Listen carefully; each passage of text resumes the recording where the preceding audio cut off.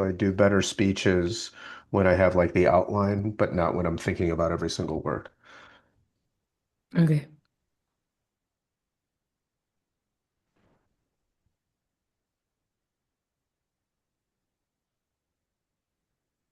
Emma, I don't where know. Yeah, sorry. are you coming in from? Mm. Is it Himal? Yes. I'll never get used to finding the audio, the unmute button. Hi, I'm Hemel. I am in London and I'm very happy to be here. I am right now a freelance strategist. My background is in cultural trends, and I have been in-house, I have owned a business, and I have an agency, so I've seen the whole round robin. Yeah. Nice to see you.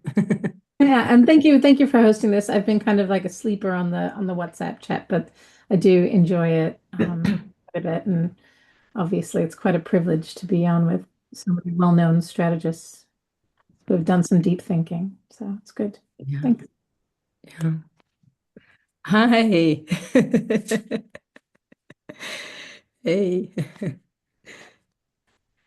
Yeah, also people from Canada here. Yeah. Okay. Maybe I shall start and I will do the introduction. And then Mark, please take it over. And if someone drops in, then as I said, like let's see if we have a time for Q&A. If not, let's continue the debate in WhatsApp. So I will just say officially, if I can speak even. Hello, everyone.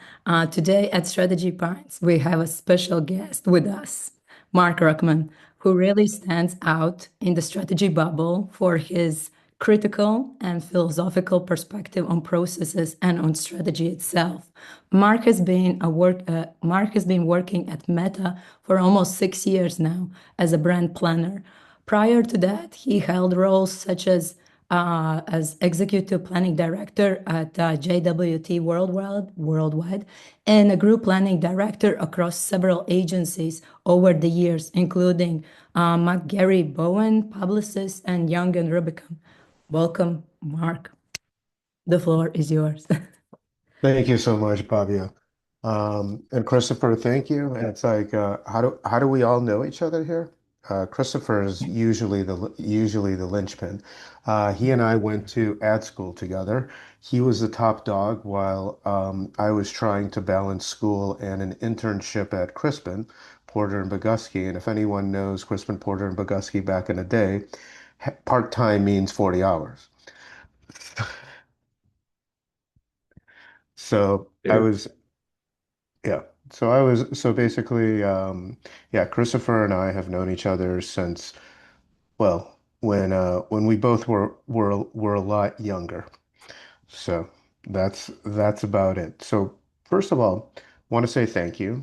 I'm excited to be here. Things I want to cover today is thinking about, I mean, I was a history and sociology major. So the history has to go somewhere because I had too many professors telling me it's like I grew up working class. They're like, you'll never make enough money. You can make more money doing, you know, in a much more easy way. And these were people who like either advised presidents or they were like in shortlist for like a Nobel Prize lab. So it's like this was the mountaintop, and they're like, "Hey, you're a working class kid. Do you really want to do this?" So, but the history has to go somewhere. I'm the type of person who will read grad school books for fun. That's my problem. So history, and also because I've spent so much time now on the client side, want to talk about the difference between agency and client side, how that plays out. And then also it's just like let's think about it. At the end of the day, our job as strategists is to see better. It's like Da Vinci put people into three categories: those that see, those that can be made to see, and those that will never see. Our job is to see. And our job is to make others who can see better. Where do we get that inspiration? From people who see more than us. So that's kind of like thinking about like where you get inspiration from. And then we'll see if we have time for the last two. It's like DJ request from Christopher is the disputable versus indisputable truth, and then myths and metaphors. I figure today we'll skip the morality. Okay. Any questions before we start? Okay. So if you think about history, what does it allow you to do? I mean, you'll hear this word a lot, context, but history really gives you that context. You know where something started. Let's take an example. I think about foreign policy a lot. Why is Turkey always in the middle ground between Russia and the West? Well, it's always been in the middle ground between Russia and the West. That was the whole purpose of the Ottoman Empire. So it's not like it's changed or anything like that. Or if you think about like, consumer culture or adolescence, from a mass perspective, we've only had really consumer culture and adolescence post World War II. When it was before that, it was really an upper middle class concern. It wasn't a mass concern. So it's like all this like modernity that we talk about, it's really 80 years old in the way that we know it or understand it. So what does that allow them to do? We always talk about culture. And look, we like our vague, nebulous terms because then we can get them to mean what we want them to mean in presentations and in the work that we do. But let's divide it up between pop culture, that's your TikTok trends or whatever, and what's on Instagram, and then you have, deep culture, or like if people are familiar with Stuart Brand's pace layers, it's like you've got fashion, that squiggly line that keeps on going. Then you've got nature is basically the longest lasting one. The one that sits above nature, just a little bit slower, is culture. Deep culture is basically, well, we can talk about the Spice Girls, or we can talk about Norman the Conqueror. So this is kind of like how it divides itself. And so with history being, we all know the 4C framework. History, what it becomes the fifth C. It's that deeper context. Because once you know something more fully, rather than just like, oh, we looked at 3 years of data. I'm the type of annoying person that likes to look at 100 years of data. It's even better if you have 1,000 years of data. What you will see is, how Mark Twain said, his history doesn't repeat itself, it rhymes. All right, I was the worst one on the math team, so I'm going to be a little bit of a dork. It's like history basically has like the sinusoidal pattern. Keeps on going like this. Oh, so ultimately, one of my pet peeves, and when somebody says it's unprecedented, oh yeah, that happened in 1572. There was this religious war. It's like, of course this happened before. There's very few things that are unprecedented. So it's like history really gives you that deep lens. Like here's an example. So if you look at Collins Woodward, 11 Nations of the U.S., so what he did was a cultural topography. Here's New England, it has this kind of cultural character. Here's the Deep South, it has this kind of cultural character, so on and so forth. If you looked at voting records from 1860 onward, the biggest predictor of how you voted is which cultural topography you grew up in. So that is that deep culture. Because if you think about like what we do usually from an insights perspective, it's like an iceberg. You see the tip of the iceberg, but that deep culture is what's below, and we all know that the iceberg is much bigger below than the thing that we see up top. So that's what history allows you to do. The next thing that I'd like to discuss is the idea of like agency and client differences. Now, before I got to Meta, I spent 20 years on the agency side. It was fantastic. It's like, look, I was a kid who grew up watching ads, and I go, hey, I want to make that. My parents were like, what do you mean you don't want to be a lawyer? What's going on? What do you mean you want to do ads? Fine.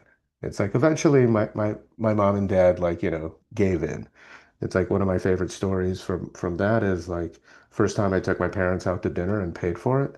My dad was like, "What's wrong with you? Why didn't you settle on a career early?" So I let him wind himself up. It's great. It's fantastic. Then I go, "Dad, who's paying for dinner?" Okay, great.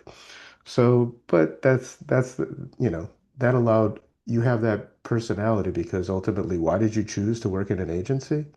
Because you never really wanted to grow up. Now, on the client side, people didn't choose to work on a client because they didn't want to grow up. That wasn't really their motivating principle. So what does that mean? We've been, from an agency standpoint, taught showmanship. Of course, it's showmanship. I mean, look, I tried to be a comedian. I'm a short Jewish man. I wasn't funny enough. So I ended up in advertising. So if you think about it, what you want to keep in mind on the on the client side, there's no more ta-da. There's no ta-da. You're basically having a conversation. You're not trying to convince somebody of something. What you're trying to do is help them make a decision. So it's like, let's say like in advertising, you might present one strategy. You have to go with this. This is the right thing. We've all agreed that this is, person who talks about that a lot is John Hagerty. On the client side, that would never work. I mean, there was definitely times that I would present like 8 territories so that we can get down to four so that everybody, because the thing is, we all hear and things, oh, it's a matrixed organization. Agencies are not matrixed organizations. It's like there's calls that I'm on sometimes that there's 50 people on a call and they're all contributing to the project. It's not like it gets interesting when you're working on something and you have like literally 200 comments in your draft. So it's like it's the fun of that. So it's like it's no tada. The other thing, you know, I've worked on some big brands, let's say like Verizon, and I always talk about, wow, that is a fire hose of information. Yeah, you're actually not getting the fire hose. You're getting drips and drabs. It's like on the client side, you get the fire hose. And one of the things now being on the other side and seeing agencies pitch, it's like one of the questions that they rarely ask is what information are we missing? Because it's like clients will never give you all of the information. They may not even have all the information, but the information, it's like the same thing. It's that you get the tip of the iceberg. You don't get like what's below, but you should ask, in certain meetings from an agency perspective, hey, is there any information that's really key that's missing? Because there's always going to be something that's missing. And then if you think about like for the last 6 years or so, I've really looked at ad products a lot. So what is Cappy? What is, Advantage Plus? How are all these like different ad products there to drive performance? You get really, really deep into something. It's like I've been on the B2B side for the whole time that I've been there. On the agency side, you kind of go wide and shallow. It's like ultimately that's why you're there.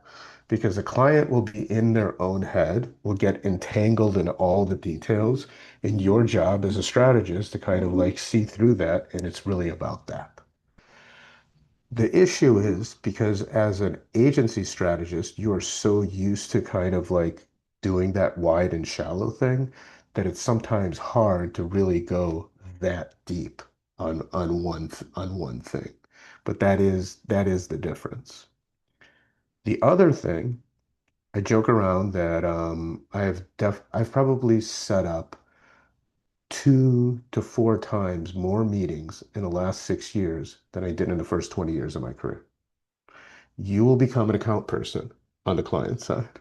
If I was ever to go back to an agency, the account people would be like, "What are you doing?" Well, you're not. It's like, look, are we sending a pre-read? Do we know what their work back plan is? It's like, you know, it's like all of these things.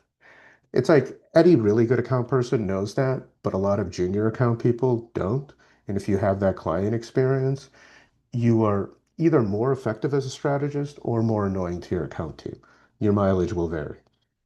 Um, so then last but not least, and I don't know if this is a function of meta or not, you will find out what your superpower is, what you're a 98 at versus what you're an 80 at.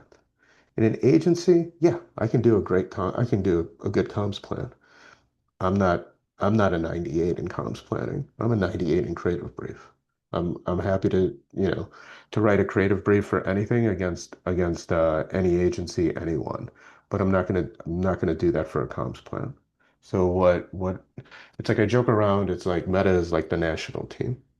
And I feel like I'm probably dating myself, but I feel like I'm Carmelo Anthony on the Knicks. It's like he always thought that he was going to be an MVP player. When he's on the Knicks, he's the best player on the team. When he's in the Olympics, he's the seventh or eighth dude off the bench. All I got to do is get up off the bench, shoot some threes, go back down. What's that skill that they hired me? The 98 on creative briefs. That's ultimately what you're there to deliver, but at that level. We're gonna have plenty of times for Q&A. So then it's like, think about this. You know, talked about Da Vinci and that quote about like how to, people who see. So how do you see better? Well, in the beginning of your career, you should read what everybody else is reading because you need that foundation. It's like now people ask me, it's like, do you go to McKinsey? Do you go to like Bloomberg? Do you go to normal sources for your book recos? No, I don't. I mean, I'll look, whatever. Usually, like where I go is either in bibliographies of the books that I'm reading. Some of the books that I'm reading have like 100-page bibliographies. Or here's an example. And it kind of matters at what level of thinking do you want to do things at. You can read David Brooks, and he's great, like Bonobos in Paradise, different books, or you can read the source material that he's reading.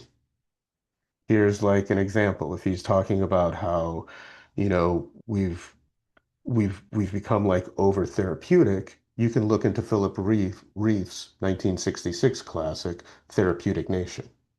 So it's like it depends how deep you want to go. It's like ultimately, are you going to stop at Malcolm Gladwell or are you going to go to Slavoj Žižek? It's up to you. And there's also dangers in kind of like how many people know who Philip Reef is. But your whole job as a strategist is to see better, and you need to keep reading books by people or art or whatever culture by people who see better than you. Because ultimately, your job is to bring that light. If you were able to see as the best people in the world, you wouldn't be in advertising. That there's a difference. So it's kind of like that's your job as a strategist is to basically, you know, get the people who see better. It's like what I do, I have a book at least like once a year that breaks my brain. That I'm just like, what the hell? Why am I reading this?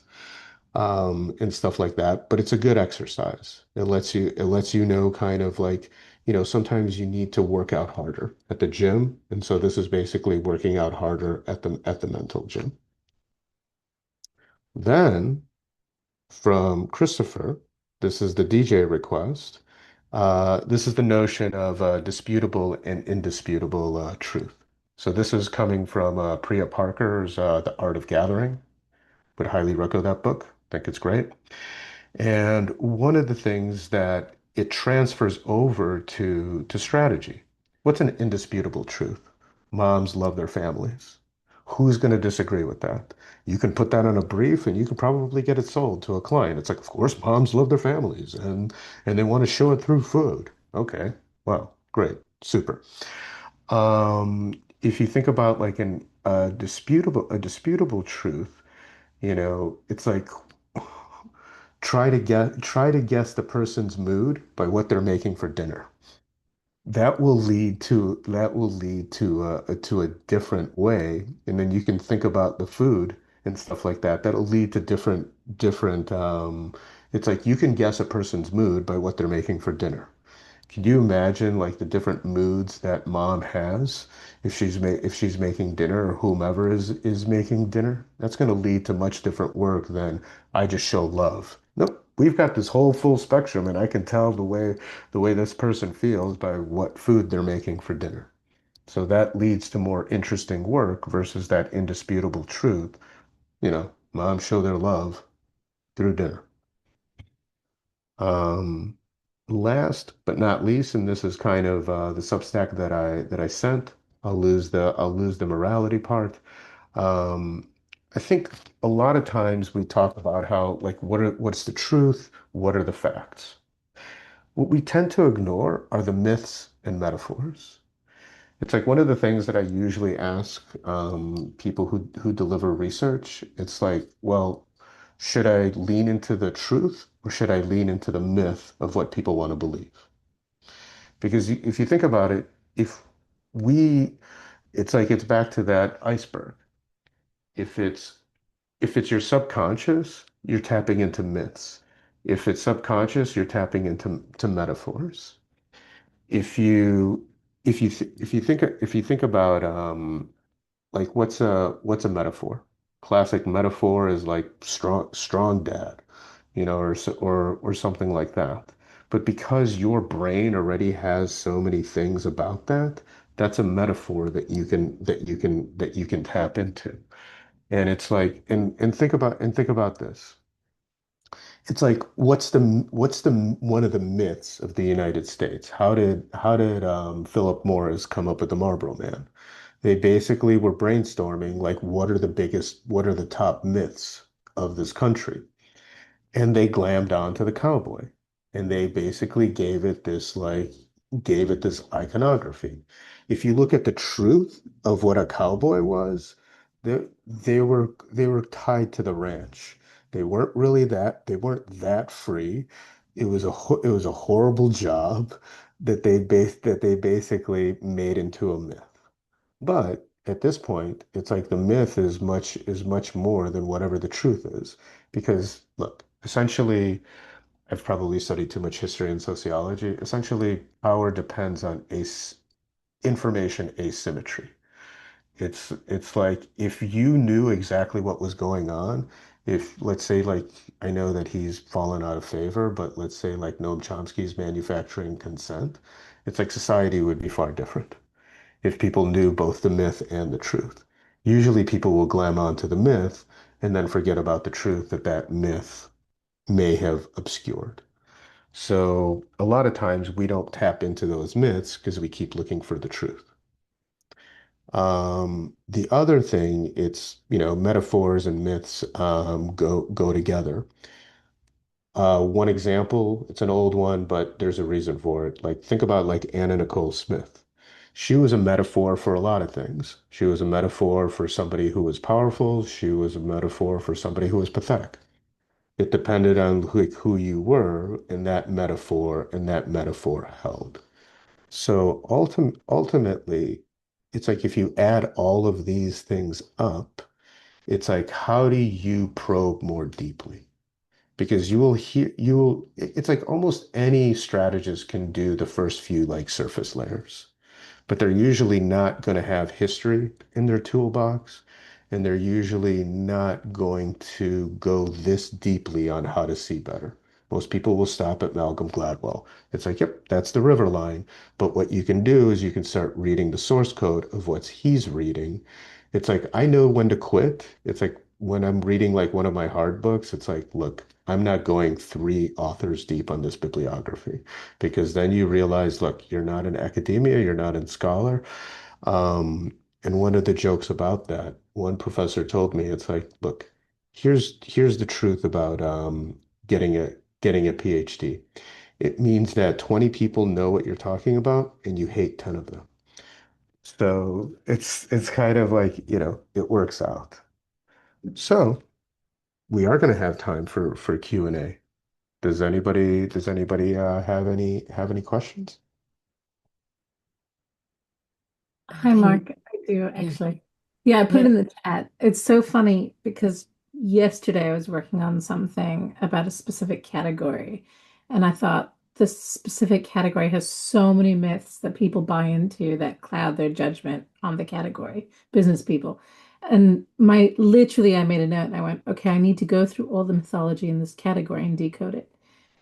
Then I went, how am I going to go through all the mythology and stuff going to decode it? So it's funny that you mentioned this, and I wanted to wonder if you have any advice on techniques for kind of looking at a category and actually decoding, because some of these myths are so implicit. I mean, ChatGPT is great for that because it'll make those connections. It's like what's a myth, what's a truth, and it'll start generating it. Kind of a go-to for me is to generate those prompts. You've got this French sociologist Pierre Bourdieu, Yeah. and one of the things that he talked about was doxa. So ultimately, what you can do is go, what is the doxa of this category? Hmm. And then what are some things that can overcome this doxa? It's like you almost need to start off with like, what's the doxa of a thing? Yeah. And then you can work your way to like myths and how you overcome those myths. Amazing. Because it's like for people who aren't as familiar with doxa, it's like those things that you don't even say anymore. Yeah. It's like how many people in our industry start talking about like how capitalism is going to cease to exist? It's like I'll quote Slavoj Žižek on this. It's like people can imagine the end of the world more readily than the end of capitalism.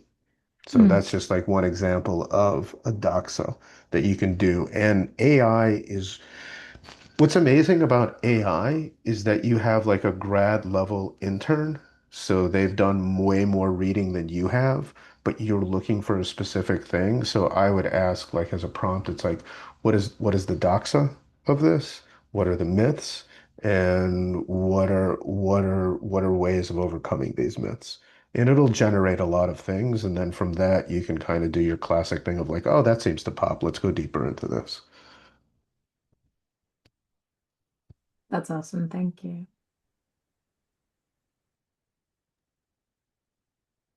You mentioned earlier that there's such a thing as a book that can break your brain. Pray tell, what what uh what book-like objects are able to break your brain and why? Um, The book that I'll do two books. So one book was John Rawls on Theory of Justice. It's like if you're going to be a constitutional scholar, you're going to have to read that. That's like there's no way that you get out of Yale or Harvard Law without reading that book. It's just kind of the deal. So I got through half of it, and then I'm like, why am I having these arguments about John Stuart Mill? It's like I'm having the last mile on John Stuart Mill. And I'm just like, why am I doing this? And then I remember like why I didn't major in philosophy because some philosophers write like mathematicians with words. And after a while, it's like you get tired of it. The other one was Raymond Williams, The Country and the City. He wrote that in 1972. He was a literature professor at Cambridge who also taught history. Um, I just got to the point where like I'm not looking up all these references. It's like I know three of these poets. It's just I remember listening to one of his lectures, and it was maybe the only lecture that I've listened to in my life that I was like, I give up. That's it. I don't know exactly what you're talking about. The book that I'm reading now is that's similar is A.G.P. Taylor. He's probably the best like diplomatic scholar of the 20th century in the UK, and it's called The Mastery of Europe from 1848 to 1918. And so I usually read economic history or cultural history. Diplomatic history is completely different.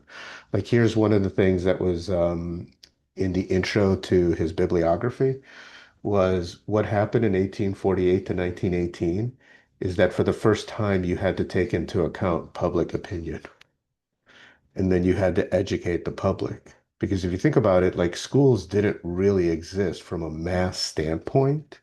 It's like the US was ahead. It's like Austria was kind of ahead of everybody with Frederick the Great, but it's like schools didn't really come into a mass existence until really like the 1870s, 1880s.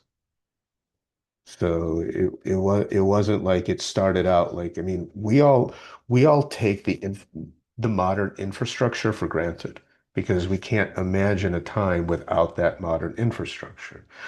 But when you wonder why the ruling class behaves the way it does, because it certainly remembers.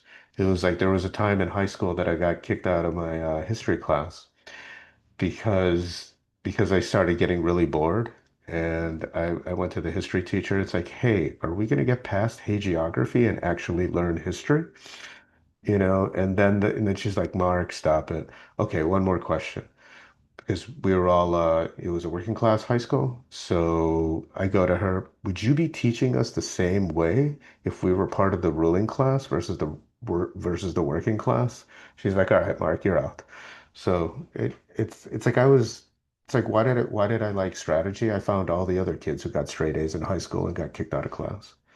It's like ultimately it's like, look, if you're not a bit of an iconoclast as a strategist, how are you going to see things differently? But there's a price to pay for seeing things differently.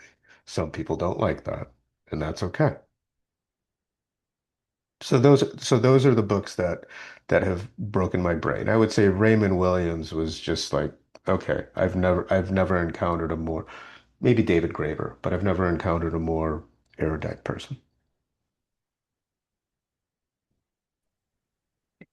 And I'm going to ask another question if that's okay. I've just been working on something again that has me going through a lot of kind of the seminal advertising works, right? And recently I'm starting to feel like they're a bit obsolete. When you look at moving from a mass communications context to this new context that we're going through.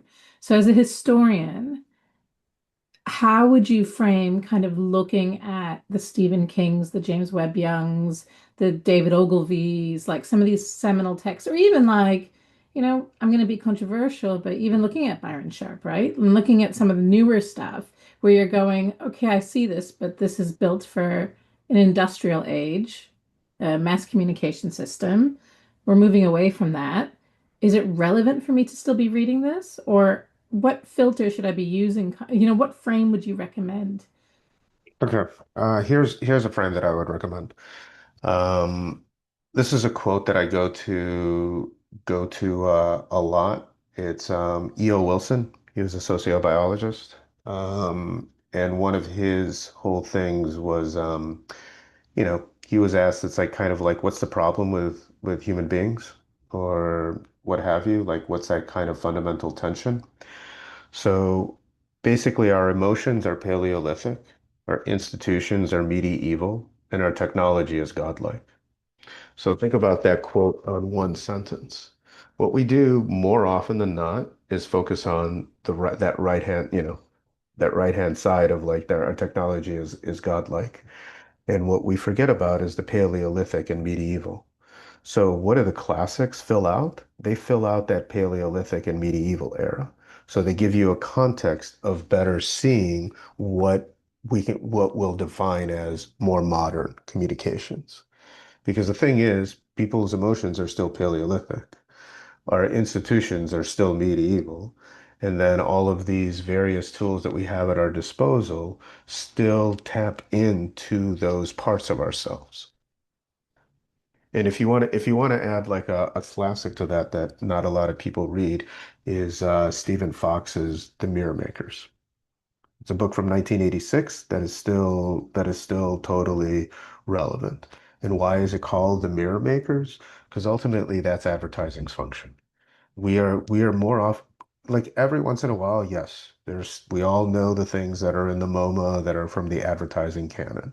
Toulouse-Lautrec made amazing posters in the 1890s for advertising. So get it. But more often than not, we are the mirror makers because we mirror back society back to us rather than create culture for society. It's kind of like one of my pet peeves is when I see like the sea of sameness. It's like, no shit, the 70s looked like the 70s. The 80s looked like the 80s.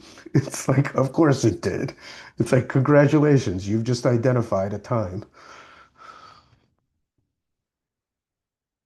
That's great. Thank you.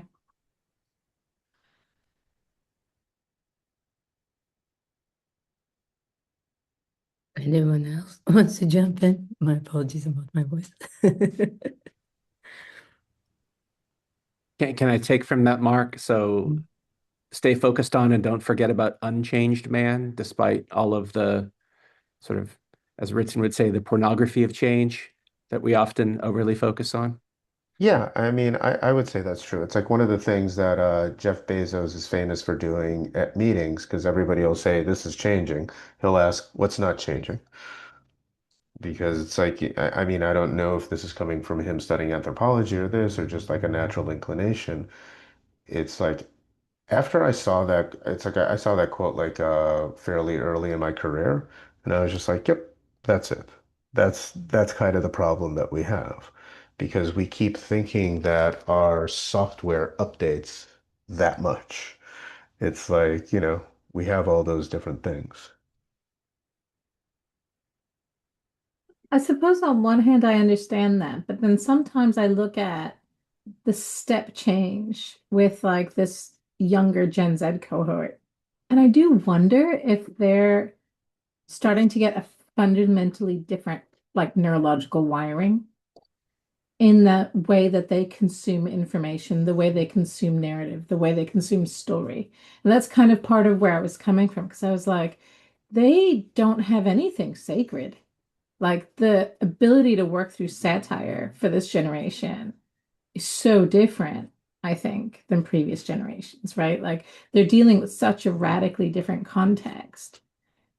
Is it, is this one of those rare moments in history where perhaps, you know, perhaps the emotional primal brain is being challenged and maybe we will go back to homeostasis, but like are we moving that dial even 2% or 1% or 3%? Because it's never going to be dramatic, but it'll always be that 1% is a lot, right?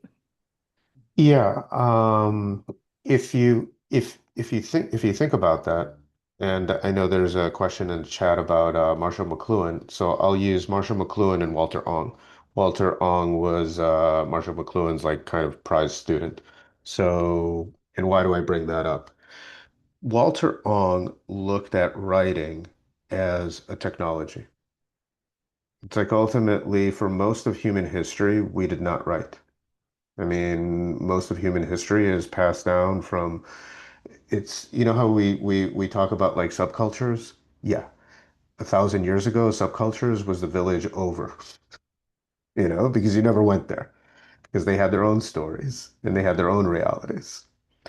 So to where this is going is we're I've seen like articles on Substack, we're entering like a post-literate phase. It's like let's say it's like 60% of people read for fun in 1960 and now it's like less than 20%. So it's reading is falling out of favor, but we're becoming more visual. We talk, it's like we're going to be talking to each other more.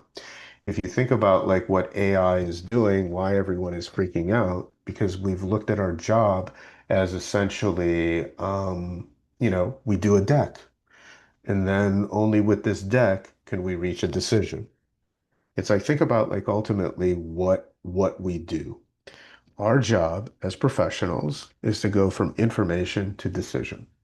I don't like Jeff Bezos that much, but I'll use him again because I've been working on another thing. Is Bezos talks about like what is an executive's job? Is to make a few good decisions a year. What is our job? To help that person make a few good decisions a year. What does that mean? If AI takes care of the artifact, and that artifact is a deck, it's like you need to take care of the rhetoric. If you think about like, in America, we have the classic like three R's, like reading, writing, and arithmetic. All not really all spelled with R's, but we call it three R's because that's how it sounds. So what's the fourth R? Rhetoric. It's like rhetoric used to be in public schools in the US and across the world, and it fell out of favor like at the turn of the 20th century. So if we look at it, it's like at the end of the day, we make decks to have a conversation to reach a decision. So does that mean we have to get better at conversations than making decks? Does that mean that we can make more decisions? Because I don't think that it's ever going to go away from going from information to decision. So I think that that's a way to look at it. Now, is the brain getting rewired? Yes, it's getting rewired. It's like there's definitely a lot of evidence of that in the same way that your brain got rewired because of the printing press. It's like we keep going. It's like, well, AI is going to cause all this. It's like, let's take a step back. What happened with the printing press? Then you had the Reformation. That was essentially like, not a hundred and about 150 years of the wars of religion. So why did that happen? Because it's not that it's like when Martin Luther, hung up his 95 theses in 1517. I did a thought leadership thing on this. So it's like I decided to look up like what were the other schisms before that? I lost count after 20. It's like I knew like one of them because I'm a dork, but I didn't know like the other 19. But that's not the point. The point was the printing press allowed the word to get out before power can stamp it out. It's like, you know how long it takes to make an illuminated manuscript to get the word out? Really long time. The printing press allowed the word to get out. And now the fact that people actually picture this in the 1520s was like the first time that people heard mass in their native language. So they understood what people were talking about. It's like literacy rates were under 5% at the top end before the printing press. Nobody knew really what was going on except for like what you heard in your village. So it's just like then you like one thing that's overlooked, it's like you had basically the German revolt in 1524 to 1525, which was the most people who died since World War One, since before World War One. So it's just like when people talk about there's going to be upheaval because of AI. Really? Of course. What do you think is going to happen? It's like we're very bad at completely adapting to systems without some sort of breakdown and to get there. Uh, Quick question, because I am part of that cohort. In a sense of what you are actually physically pandering to in lieu of such a quickly changing dynamic in terms of a brain or what have you, just in the process of doing things, what are you looking at in terms of signs to see where things are headed as opposed to where they are now? Because if this is more of a transitionary period, what is that transitionary period going to be marked by, and what will its result be, or what will be the markers of that result? I mean, there's so many like mixed signals because if you think about it, okay, here's the beauty of AI. One of the things to consider, AI is really good at protein synthesis. Why does that matter? Back in the day, it would take, an average PhD their whole career to synthesize one protein. These synthesized proteins are the building blocks of life. And so now it could take an AI model instead of 40 years, 4 months. What does that mean? Here's a joke from one of my friends, like his favorite professor. He would joke about infinity is essentially we haven't learned how to count that high.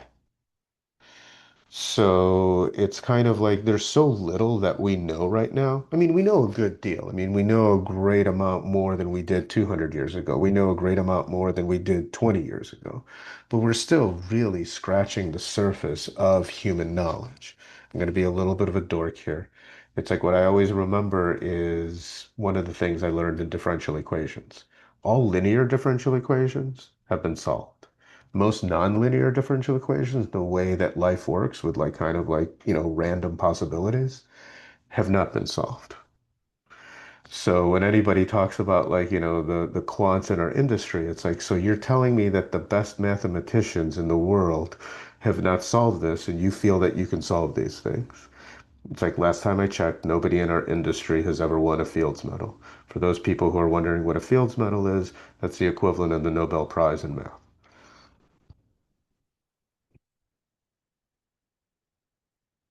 I'm happy to jump in with a more pragmatic question.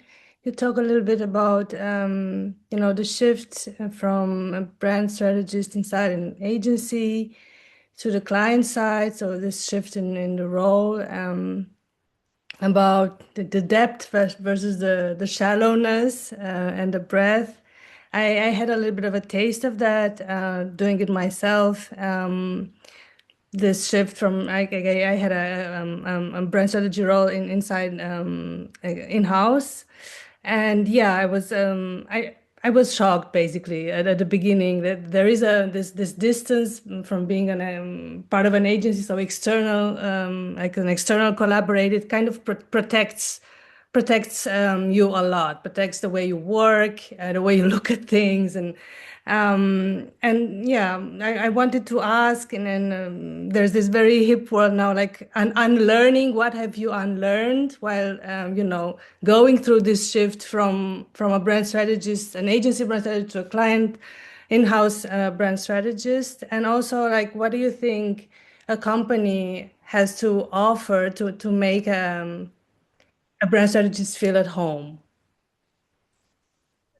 Well, I think one of the biggest things to unlearn is the whole idea of tada. It's like you're not presenting.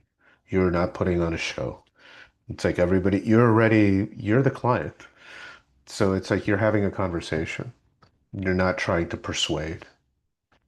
So that's one of the biggest things to unlearn. The other thing is, as a strategist, you tend to summarize things.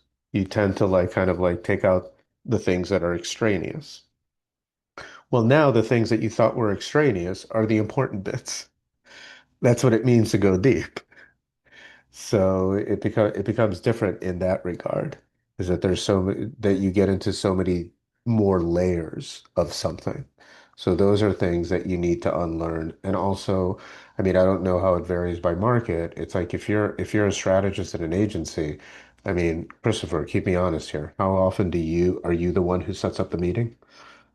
Not that often. They don't let me do that. That's above my pay grade. Yeah. Yeah, they don't really let like with a client, no way are you setting up a meeting. Internally, sometimes, but even then, that doesn't happen that often. So it's like if you don't start something, somebody else will just do it. Because the thing is like everybody on the client side feels that they can do strategy, feels that they can do their job. Because everybody else on the client side has an MBA, and most of the people on the agency side don't.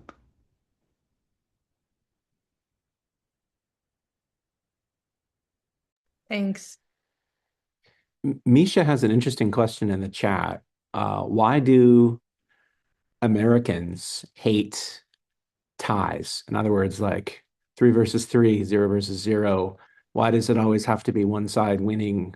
Why does it always have to be so binary? Why is there no compromise? Or maybe I don't know. There's a lot buried in that. But ever since he typed it in, I've my brain has been all over it. So I'm sorry. yeah, no, Mm. it's Oh, great. that's It's a great simple question. But it's like and maybe it's not just an American thing, but It is. It's very much an American thing. I've been researching it for some time, and it's very typical. If you take a look at any game design in the US and for the US market, there has to be a way to break a tie. And for Europe, there is always a way to get into a tie. I think it, I'm trying to think of a good answer here. I think it goes back to our immaturity as a nation. It's like let's think about it. How old is Europe? Really old.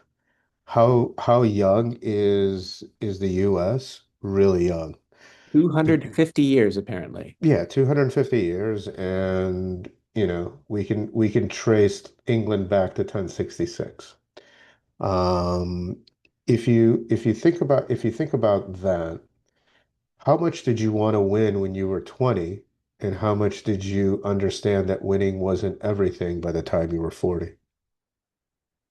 So I think that it comes from A, the fact that we're a young country. B, the US was really basically started by the people who were impatient or imbeciles. What does that mean?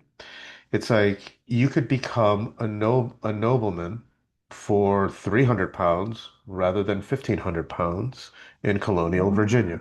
So it was much easier for you to be in the gentry.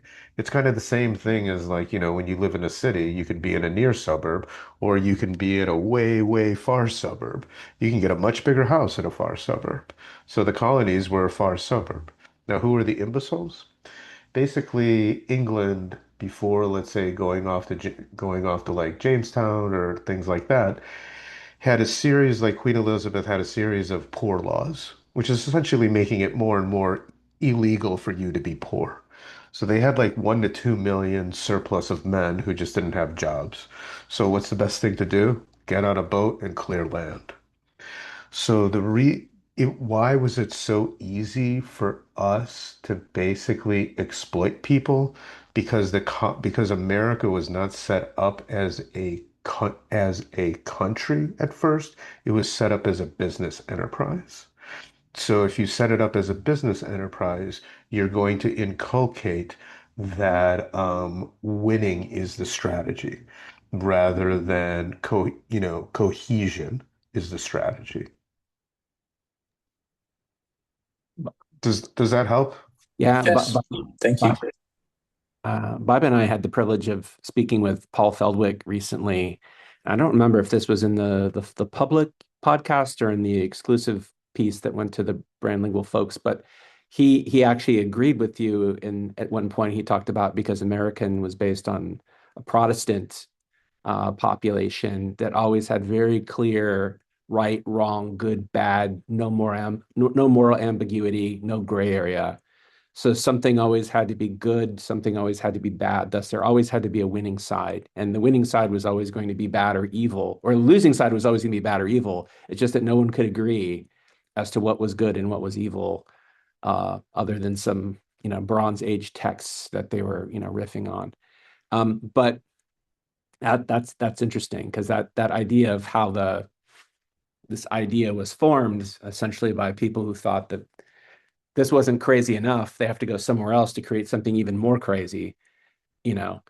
Uh, and here we are. No, to build on what Paul said, there's this great like kind of like thought by Samuel Huntington, awesome 20th century US historian. What he said about what was the difference between the US and Europe is that the US did not experience the Reformation, but had lasting scars from it, while Europe experienced the Reformation and doesn't have lasting scars from it. Fascinating.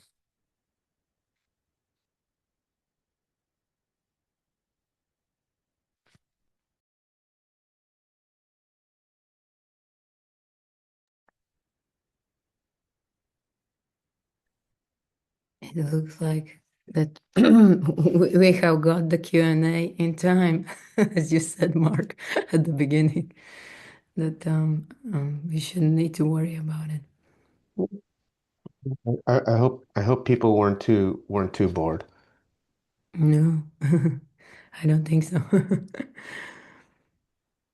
I don't know. Anyone wants to ask the last question before we let the Mark go? Because he said that he needs to go after 1 hour straight, and Christopher too.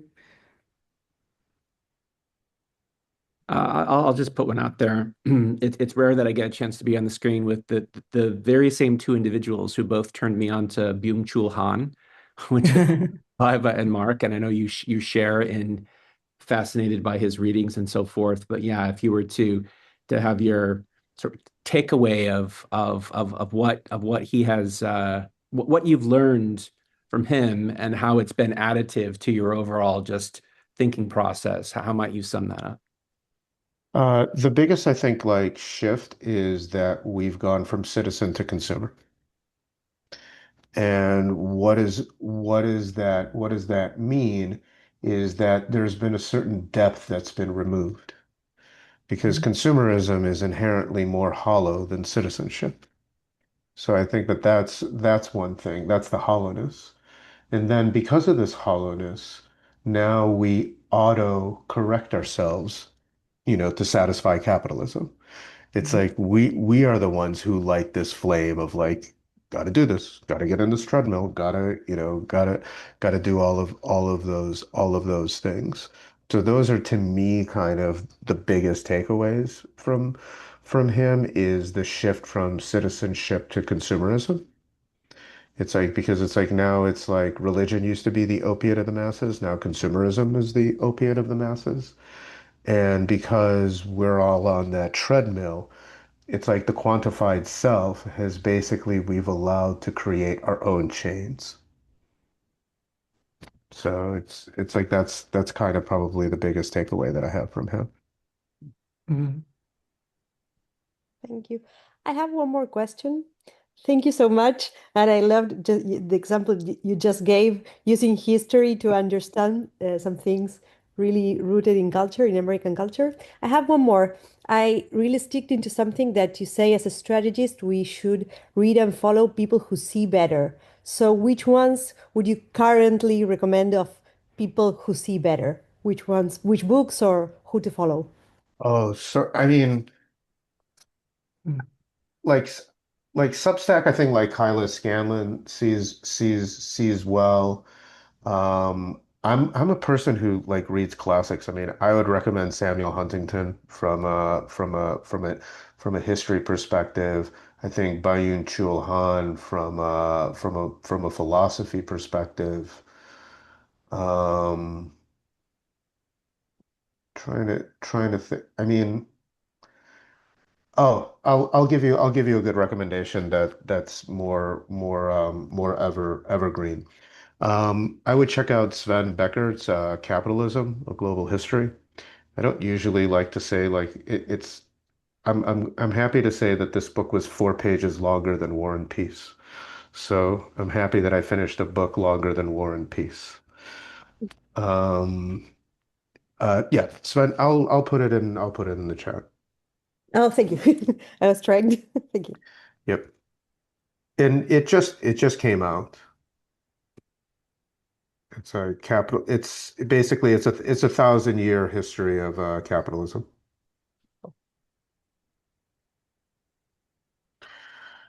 And he's a professor at Harvard. Thank you. All right. Well, it is 2 o'clock. First of all, thank you for having me, Bobby. Thank you, Christopher, and thank you for not being that bored. I heard like a new version of my name. I'm My bad name at is pronouncing. Vibe. Baiba. Baiba. Yeah, thank you very much, Mark. And it was our pleasure to be with you today. And guys, let's continue the conversation in WhatsApp. And yeah, let's Thank you. Thank you very much. conversation. Yeah, Thank you. bye. Bye bye.